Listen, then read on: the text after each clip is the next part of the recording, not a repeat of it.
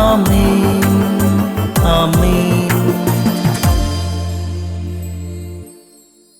യേശുവിൻ്റെ ഏറ്റവും പ്രിയമുള്ളവനെ, സത്യം പറഞ്ഞതുകൊണ്ടു ഞാൻ ശത്രുവായി മാറിയെന്നോ, സത്യം പറഞ്ഞതുകൊണ്ടു ഞാൻ ശത്രുവായി മാറിയെന്നോ.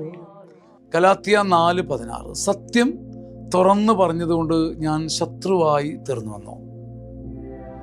സത്യം തുറന്നു പറഞ്ഞ പലരെയും നമ്മൾ ശത്രുക്കളായി കണക്കാക്കിയതാണ് നമ്മുടെ ജീവിതത്തിൻ്റെ ഒരു പരാധീനത.